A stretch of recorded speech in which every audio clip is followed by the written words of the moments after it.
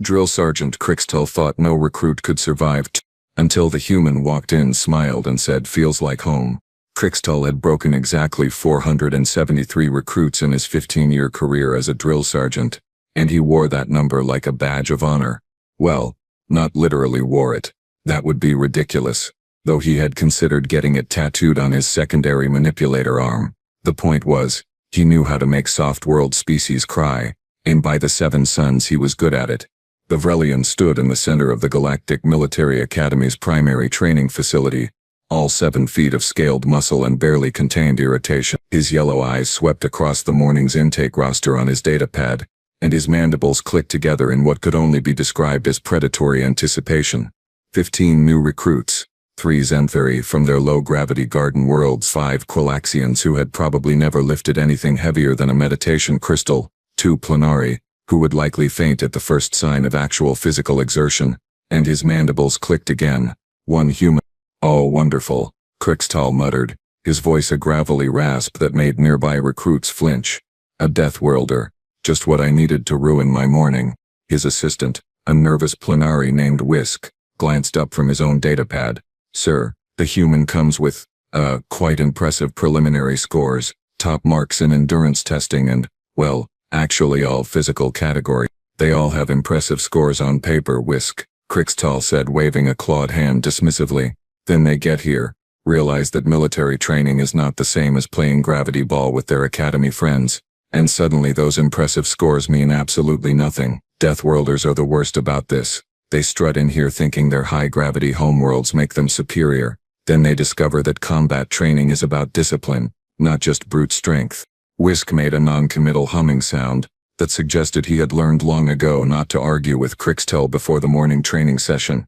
The training facility itself was a marvel of modern military engineering, which was a fancy way of saying it was specifically designed to make recruits suffer in the most efficient manner possible. The main floor stretched nearly 200 meters in every direction, divided into sections for different torture methods, training methods, obstacle courses, combat rings, endurance tracks, and Crixtel's personal favorite, the gravity manipulation zones.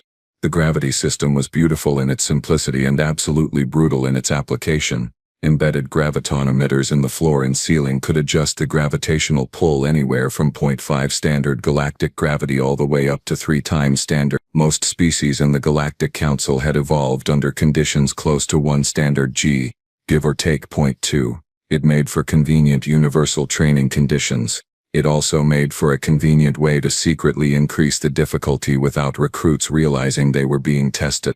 Crixtel loved that feature. Loved it the way a craftsman loves a perfectly balanced tool. He would start recruits at standard gravity, let them get comfortable, let them think they were doing well. Then, without warning, he would bump it up to 1.2, then 1.5. He would watch them struggle, watch them question their own abilities, watch them wonder why everything suddenly felt so much harder. The psychological warfare was just as important as the physical training, in his opinion. "Sir, the recruits are assembling," Whisk announced, gesturing toward the entrance where a nervous cluster of aliens were filing in, their eyes wide as they took in the intimidating expanse of the training facility. Crixtel straightened to his full height, cracked his neck, which produced a sound like breaking tree branches, and allowed himself a small smile. Time to do what he did best. The recruits lined up with varying degrees of success. The Zenthari looked like they might pass out from anxiety alone.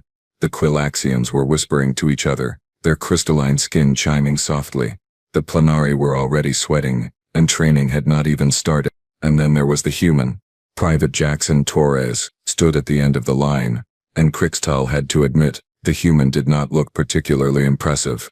Average height for his species, maybe 5'10" or so. Dark hair cut short, brown skin, brown eyes that seemed almost bored as they surveyed the facility. He wore the standard issue training uniform, and unlike every other recruit in the line, he was not fidgeting, sweating, or looking remotely nervous. That was going to change very quickly. "Listen up," Crixtel's voice boomed across the facility, and several recruits actually jumped. "I am Drill Sergeant Crixtel, and for the next 8 weeks I own you. Your comfort, your dignity, your will to continue existing. All of these things belong to me now. Some of you will wash out in the first week. Most of you will not make it past week 3. And the few, the very unlucky few who survive until graduation, We'll leave here as actual soldiers instead of the soft, pathetic civilians you are right now. He began pacing in front of the line, his claws clicking against the metallic floor. I do not care what your preliminary scores say. I do not care if you were top of your class at whatever cushy academy you crawled out of. Here, you prove yourself, or you fail. It is that simple. His eyes locked onto Torres. And I especially do not care if you come from a so-called Deathworld. High gravity does not automatically make you a soldier. It just makes you heavy. Torres, to his credit, did not react, did not bristle, did not glare, did not even blink. He just stood there with that same neutral, almost sleepy expression. Oh, Krixtol was going to enjoy breaking this one. We will begin with basic warm-ups, Krixtol announced, his tone making it clear that these warm-ups would be anything but basic. 50 standard push-ups, 50 core rotations, and a 2-kilometer run around the facility perimeter. You have 20 minutes. Begin. The recruits, scattered to their starting positions with varying levels of enthusiasm, which ranged from terrified to absolutely terrified, Krixtol casually strolled toward the control panel embedded in the wall, his back to the recruits. As they began their exercises, his clawed finger hovered over the gravity control interface for just a moment before he tapped it twice. Gravity increased to 1.5 standard G. The effect was immediate and quite frankly hilarious. Bloom! A Xanthare whose species had evolved on a world with barely 0.7 G, collapsed mid-push-up with a wheeze that sounded like a deflating balloon. His forearms, which had been supporting his elongated body fairly well, suddenly buckled under what was now more than double his homeworld's gravity. What is happening? Bloom gasped, his face pressed against the floor. Did someone sit on me? Keep moving, recruit, Krixtol barked, not even trying to hide his amusement. That is called physical exertion. Get used to it. Resh, a Quilaxian whose crystalline body typically moved with elegant grace, was now shuffling through push-ups like she was moving through mud. Each repetition produced a grinding sound as her joints struggled against the increased weight. Sir, I think there might be something wrong with the facility's environmental systems. The only thing wrong here is your fitness level, recruit. Krixtol shot back. Push through it. The other recruits were not faring much better. The Plenari had given up entirely and were just lying on the floor, breathing heavily. Several Quilaxians had managed maybe 10 push-ups before their arms gave out. Even the recruits from near-standard gravity worlds were struggling, their movements sluggish and strained. And then there was Torres. The human was on his 37th push-up, and he was not just completing them, he was doing them with textbook form. Down, up, steady breathing, no shaking, no straining. His expression had not changed from that neutral, slightly bored look he had been wearing since he walked in. Krixtol's mandibles clicked together in confusion. He glanced at the control panel. Yes, definitely 1.5 G. The readout was clear. So why was the human moving like he was at standard gravity or even lower? Torres finished his 50th push-up, popped up to his feet with zero difficulty, and transitioned immediately into core rotations. His movements were fluid, controlled, almost lazy in how effortless they appeared. Recruit Torres, Krixtol called out, striding over to the human. You will not showboat in my facility. This is not a performance. Torres paused mid-rotation and looked at Krixtol with genuine confusion. Sir, I was not showboating, sir. Just completing the assigned exercises. At double speed compared to your fellow recruits. Sir, I apologize if I was going too fast, sir, Torres said, and he actually sounded sincere. Should I slow down? Krixtol's eye twitched. That was not the response he had been expecting. He had been expecting arrogance, smugness, maybe a cocky smile, not a polite offer to perform worse. Just continue, Krixtol growled, waving Torres away. The human shrugged and went back to his exercises. By the time the warm-up period ended, the results were catastrophically divided. Plume had managed perhaps 15 push-ups total, and was now lying on the ground, making sounds that suggested his species might not have words for this level of suffering. Riche had completed maybe 25 push-ups, and looked like her crystalline structure might shatter from the strain. Torres had finished all 50 push-ups, all 50 core rotations, and was stretching casually while waiting for the run to begin. Sir, Whisk whispered, appearing at Krixtol's elbow. Perhaps the human has some kind of, I don't know, enhancement technology. Exoskeleton support we cannot see? Scan him, Krixtol ordered. Whisk tapped his datapad, running a quick bioscan of Torres. After a moment he looked up with wide eyes. Sir, He is completely unaugmented. No technology, no enhancements, not even standard military issue stimulants in his system. That is just him. Crixtel felt a cold sensation creep down his spine, which was interesting because Vrelians were cold-blooded and should not be able to feel such things. He looked back at the control panel, then at Torres, then back at the panel. "Run a diagnostic on the gravity system," he said quietly. "Sir? Run a diagnostic on the gravity system," Crixtel repeated, enunciating each word with the precision of someone who was beginning to suspect the universe was playing a joke on him. Whisk tapped away at his datapad for several long seconds while Crixtel barked orders at the other recruits to get into position for the run. Finally, Whisk looked up. "Sir, the gravity system is functioning perfectly. We are currently at exactly 1.5 standard G, with 0 deviation or fluctuation. The system is working exactly as intended." Crixtel said nothing for a long moment. He simply stared at Torres, who was now jogging in place to keep his muscles warm, looking for all the world like someone waiting for a leisurely morning exercise rather than military training under 50% increased gravity. "Perhaps," Whisk suggested hesitantly, "perhaps Deathworlders are more capable than the training manuals suggest." "No," Crixtel said flatly. "I have trained Deathworlders before. Kranathi from high G worlds, Orzani from heavy planet colonies. They are stronger, yes, but they still feel the increase. They still strain. They do not just ignore it." On the track, Plume had finally managed to pull himself to his feet and was shuffling toward the starting line with the gait of someone who had aged 40 years in the last 10 minutes. "Sir," he called out weakly, "will the gravity situation be resolved before the run, or should we just accept death now and save time?" "The gravity is fine, recruit," Crixtel snapped. "Your conditioning is what needs resolving." Torres, overhearing this, glanced at Plume with what might have been sympathy. "Hey, you want me to pace with you? Sometimes it helps to have someone to keep rhythm with." Plume looked at Torres like the human had just offered to carry him on his back while juggling plasma grenades. You are not struggling." "Struggling with what?" Torres asked, genuinely confused. Resh, who had dragged herself over to the starting line, made a chiming sound that was probably Quillaxian for laughter but came out more like sobbing. "This human is either the toughest being I have ever met, or he has no nerve endings and cannot feel pain." "I can feel pain just fine," Torres said cheerfully. "This just does not hurt." Crixtel's mandibles were clicking so fast they were almost vibrating. This was not how training was supposed to go. This was not how any of this was supposed to go. The human was supposed to be struggling. All recruits struggled when he increased the gravity. That was the entire point. "Recruits," he bellowed, "you have 2 kilometers to run and I am feeling generous, so I will give you 25 minutes instead of 20. Anyone who does not finish in that time gets to repeat the entire warm-up sequence. Move." The recruits took off in a stumbling, wheezing pack. Well, most of them stumbled and wheezed. Torres just started running at an easy, sustainable pace, his breathing steady and controlled. Crixtel watched him go and felt something he had not experienced in 15 years of breaking recruits: doubt. The 2-kilometer run had been a disaster. If by disaster one meant a complete obliteration of everything Crixtel thought he understood about training Deathworlders. Torres had finished in 11 minutes 43 seconds, at 1.5 G, while humming what sounded like some kind of human folk song.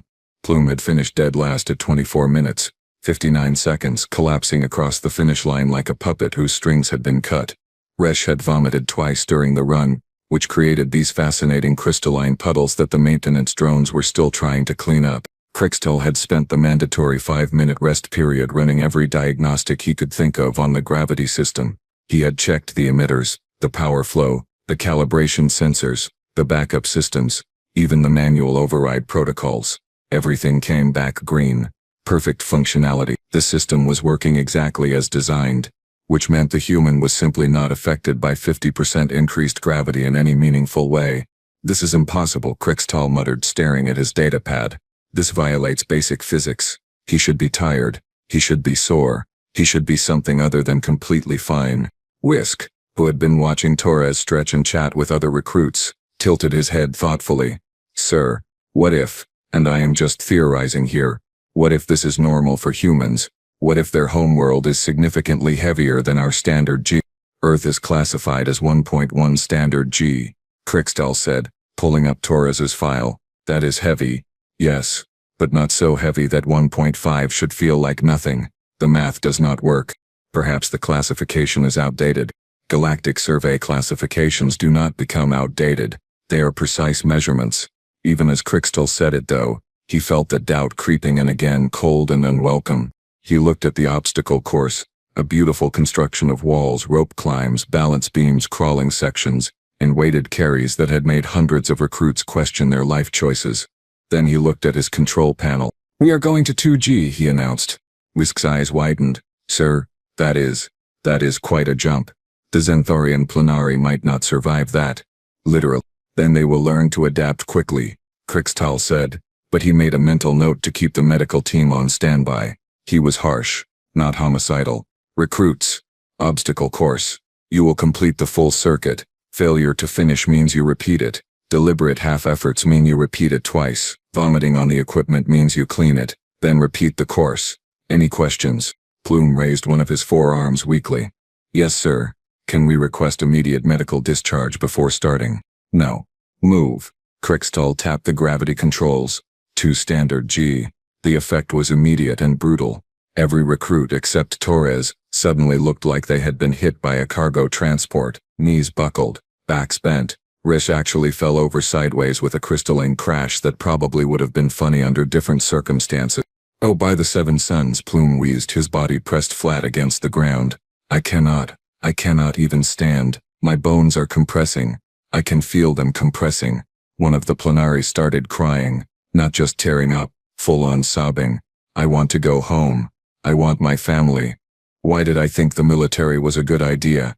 Crixtal was about to launch into a standard speech about mental fortitude when he noticed Torres. The human had paused, looked around at his struggling fellow recruits, and then glanced down at himself with an expression of mild curiosity.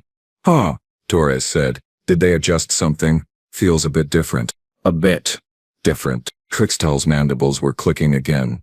That involuntary tick he got when reality stopped making sense. Torres actually walked with normal human stride, over to the first obstacle, a 3-meter wall that recruits had to climb. Under double gravity it might as well have been a mountain. He jumped, grabbed the top edge and pulled himself up with the casual ease of someone doing a basic exercise. Then he dropped down the other side and moved to the next obstacle. Behind him, Plume was still trying to stand up. "Recruit Plume," Torres called back. "You have got to get your center of gravity lower. Bend your knees more. Distribute the weight across all 4 arms." "I am trying," Plume gasped. "Everything is heavy. My arms are heavy. My head is heavy. My regrets are heavy." Torres jogged back, which again, jogging under double gravity like it was absolutely nothing, and helped pull Plume to his feet. "Come on. I will pace you through the first few obstacles. Just focus on breathing and moving. One step at a time." Crixtal watched this exchange with the dawning horror of someone realizing they had fundamentally miscalculated something important. The human was not just unaffected by the gravity increase, he was helping other recruits. He had enough spare energy and functionality to provide coaching. Rish had managed to get herself upright and was attempting the wall climb. She made it perhaps half a meter up before her arms gave out and she slid back down, leaving scratch marks in the composite material. "This is not possible," she chimed, her voice distorted by strain. "No one can complete this course under these conditions. This is designed to kill us. It is designed to test you," Crixtal corrected automatically, but his heart was not in it. He was too busy watching Torres guide Plume through the crawling section, maintaining a steady stream of encouragement while barely breathing hard. The next 30 minutes were a masterclass in contrasts. Most of the recruits were reduced to crawling, vomiting, or lying still and contemplating the life choices that had led them to this moment. 2 Planari had given up entirely and were just crying at the starting line. Rish had made it through 3 of the 12 obstacles before collapsing. Torres completed the entire course in 18 minutes. Then, because apparently the universe had decided to mock Crixtal personally, he went back and started helping other recruits. "Here, Plume, let me take your equipment vest," Torres said, shrugging off his own weighted vest and reaching for Plume's. "You focus on just moving your body. I will carry both." That is against regulations," Plume wheezed, but he was already fumbling with the vest straps. "Sir," Torres called over to Crixtal, "is it against regulations if I am making the course harder for myself while helping another recruit build confidence?" Crixtal opened his mouth, closed it, opened it again. He could not actually think of a regulation that forbade this because no one had ever been insane enough or capable enough to try it. Do what you want, recruit, he finally managed. Torres flashed a smile, put on both weighted vests, which now totaled about 40 kilograms of extra mass under double gravity, making it effectively 80 kilograms, and continued pacing Plume through the obstacles. He was not even breathing hard. Whisk appeared beside Cricktail again, his expression somewhere between awe and existential crisis. Sir, I have been running calculations. If the human is this functional under 2G, and Earth is officially listed as 1.1G, then either he is the single most conditioned human in existence, or the classification is wrong, Cricktail finished quietly. They both watched as Torres hoisted Plume over the final wall, both of them wearing weighted vests, under double gravity, while chatting about something called pizza, and whether the military cafeteria could make a decent version. I am going to find out exactly what Earth's actual gravity is, Cricktail said, his voice tight, because this is not 1.1G worth of conditioning. This is something else entirely. On the course, Torres had just finished helping Plume across the finish line. The Xanthari collapsed immediately, all four arms splayed out, making grateful gasping sounds. Good job, man, Torres said, patting Plume's shoulder encouragingly. You finished. That is what matters. I think I am dying, Plume wheezed. Nah, you are just tired. Happens to everyone. You are not tired. Torres paused, considering this. I mean, I guess I am a little tired. Like maybe as tired as I would be after a light workout back home. Cricktail heard this exchange and felt something inside him break. Not physically break, but mentally break. Some fundamental assumption about how the universe worked just shattered like one of Race's crystalline bones probably had during that run. Whisk, he said carefully. What is the maximum safe gravity level for the training facility? 2.5 G, sir. Beyond that, we risk structural damage and serious injury to most species. Cricktail looked at Torres, who was now stretching again, completely unbothered, and made a decision that he would probably regret. Prepare for 2.5 G, he said. Tomorrow, we do full combat simulations. If this human wants to act like gravity does not exist, let us see how he performs when everything weighs more than he does. Day 2 of training began with what Cricktail had privately started calling Operation Break the Human. He had spent the previous evening researching Earth, pulling up every file, every survey report, every piece of data the Galactic Council had on the planet. The numbers kept saying 1.1 G. The numbers were clearly catastrophically wrong. The other instructors had heard about Torres. Word spread fast in the military academy, especially when that word involved a recruit who apparently treated double gravity like a mild inconvenience. Sergeant Threll, a massive Korgath who trained heavy weapons specialists, had shown up early. Lieutenant Vex, who ran the advanced tactical courses, was leaning against the wall with her arms crossed. Even Commander Orcs, the Academy's second-in-command, had wandered down to observe. I heard you found a human who does not understand physics. Threll rumbled, his voice like grinding stones. I had to see this myself. He understands physics fine, Cricktail muttered. Physics apparently does not understand him. The recruits filed in, and it was immediately obvious who had suffered through yesterday's training. Plume moved like every joint in his body had been replaced with rusty hinges. Rishra's crystalline structure had visible stress fractures. The Plenari looked like they had aged 10 years overnight. Several recruits were wearing medical support braces. Torres walked in looking like he had spent yesterday at a relaxation spa. Good morning, sir, Torres said cheerfully, snapping a crisp salute.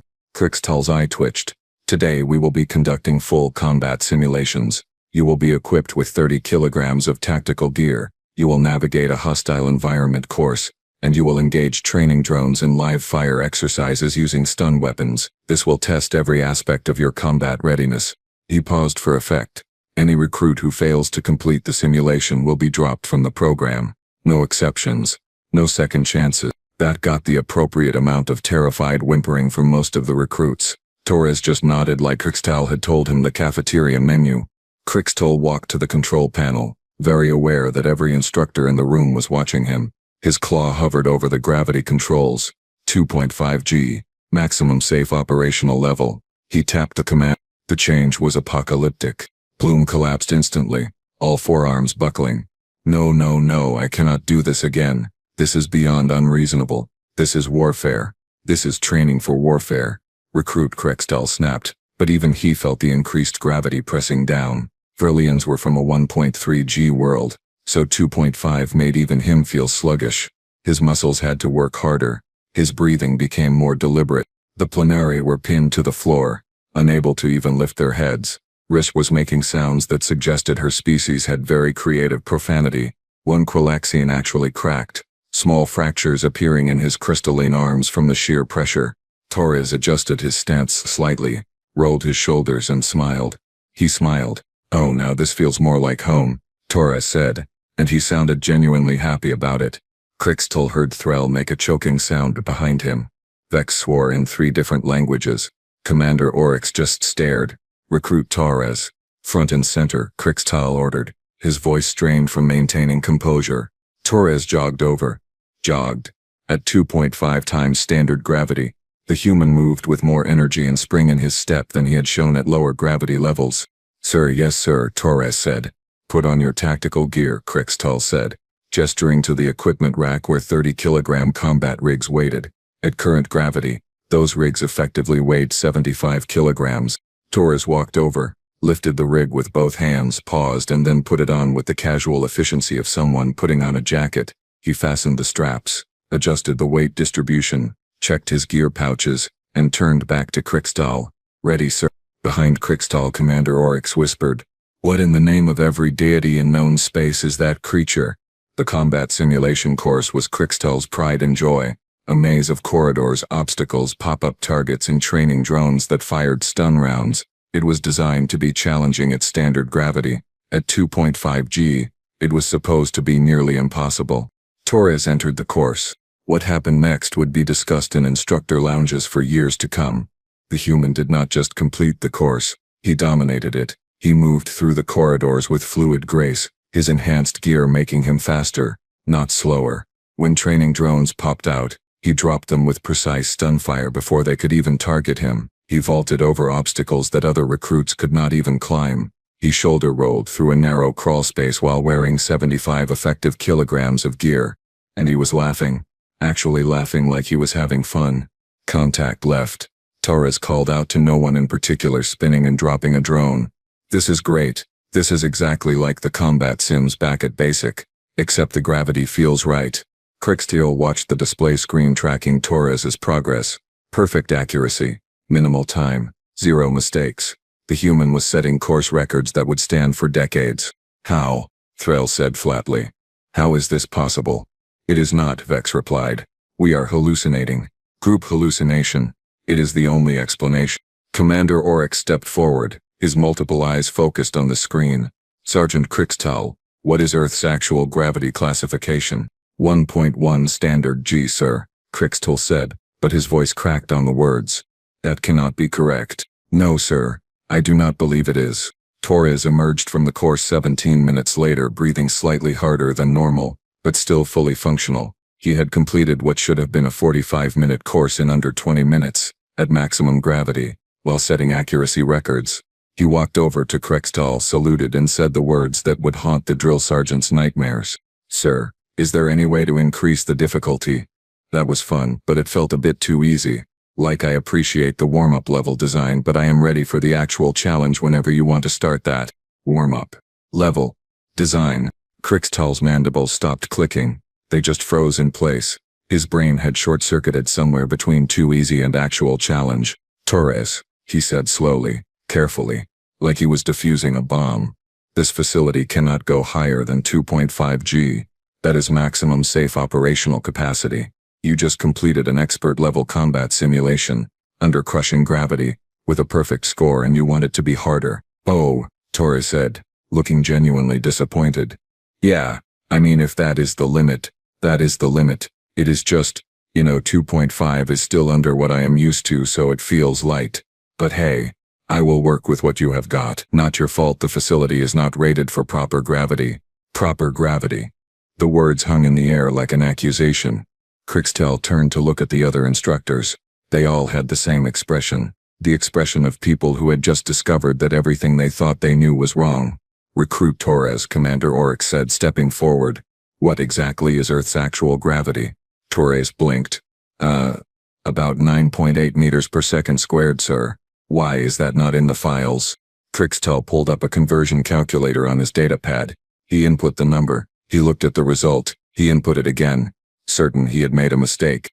9.8 meters per second squared, translated to approximately 1.73 standard galactic G. Earth was not a 1.1 G world. Earth was a 1.73 G world.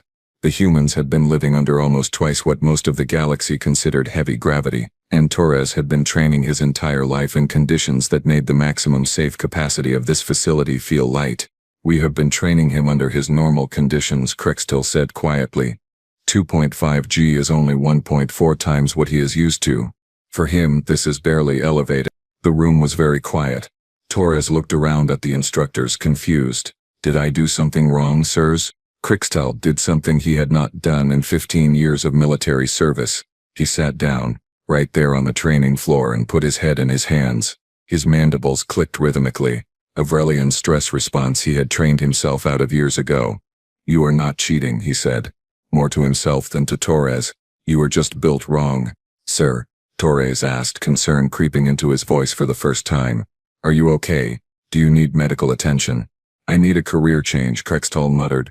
Then, louder, Torres, explained to me in detail what your basic training on Earth was like. Torres glanced at the other instructors, clearly confused about why this was suddenly relevant, but he shrugged. Sure, sir. Basic training was 8 weeks at Fort Benning. We did daily runs, obstacle courses, combat drills, weapons training, standard stuff. In Earth gravity, Commander Orcs clarified. In 1.73 G. Well, yeah, Torres said. I mean, that is just normal gravity. We did not have, like, gravity modulation technology at basic training. We just trained outside, in Georgia, which has pretty standard Earth gravity, maybe a tiny bit higher because of the elevation actually. Crixtel looked up. What was your daily run distance? Started at 5 kilometers, worked up to 10 by week 6. Full gear runs were usually 8 kilometers with about 20 kilos of equipment. In 1.73 G, Crixtel repeated just to make sure he understood. Yes, sir. Threll made a calculation on his datapad and his eyes widened. That is equivalent to running 14 kilometers at standard G, while carrying 35 kilograms of effective weight. As a warm-up exercise, for basic training. I mean, it was pretty tough, Torres admitted. Lots of guys washed out. Maybe 30% did not make it through. But yeah, that was just basic. Advanced infantry training was harder. Vex echoed faintly. There is a harder version. Torres nodded enthusiastically. Oh yeah, advanced infantry was brutal. We did 20-kilometer marches with full combat loads, which is like 45 kilos of gear. Obstacle courses under simulated combat conditions. Live fire exercises in all terrains. Mountains, swamps, urban environments. My favorite was the mountain warfare course in Colorado. That was at even higher elevation, so gravity was a bit more intense. Really tested your endurance.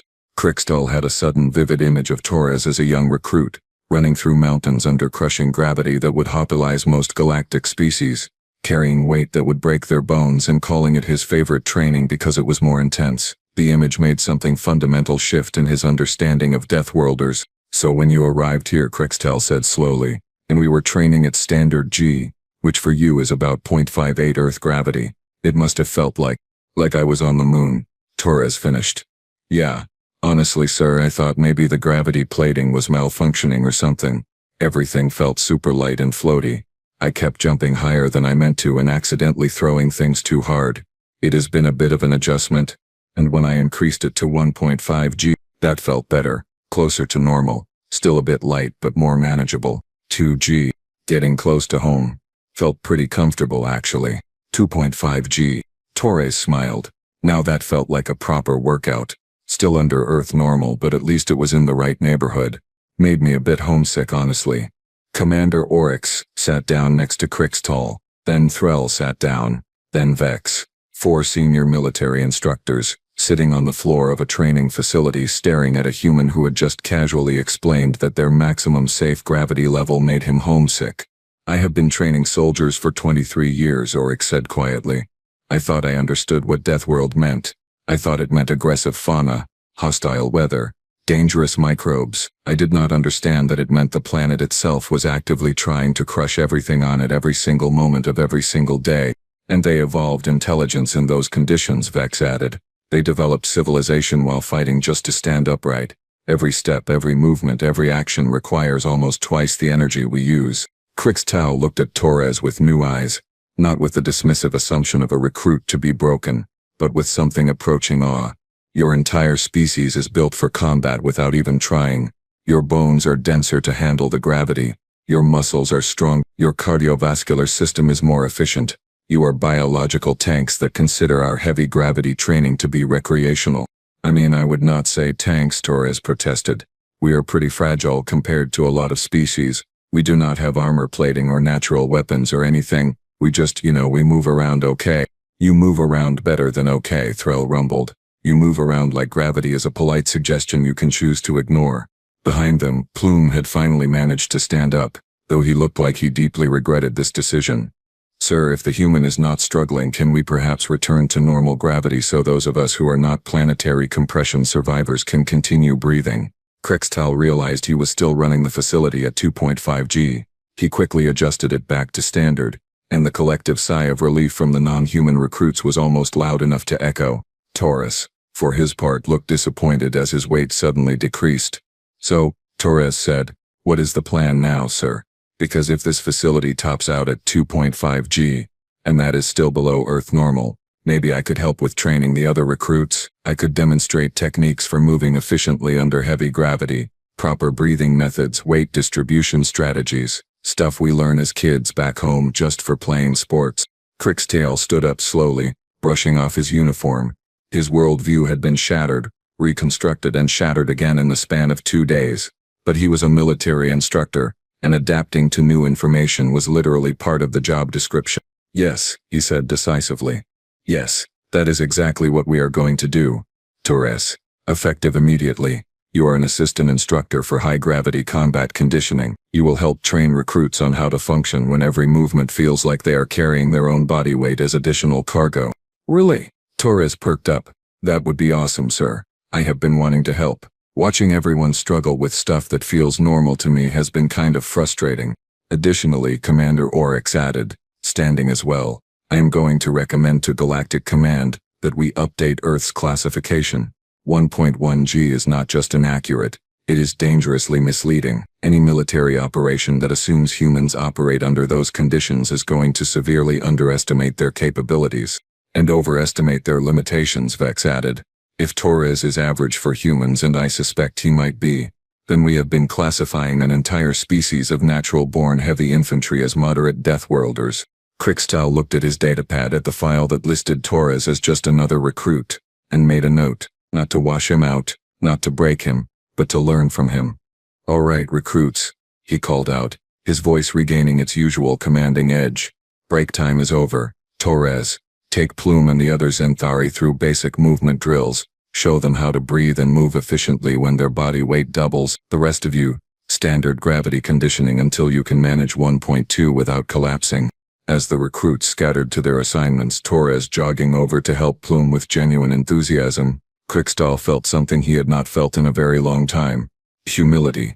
He had spent 15 years breaking recruits, confident in his understanding of physical limitation and military training. It took one human, one cheerful impossibility from a crushing death world, to teach him that there were levels of capability he had never even imagined.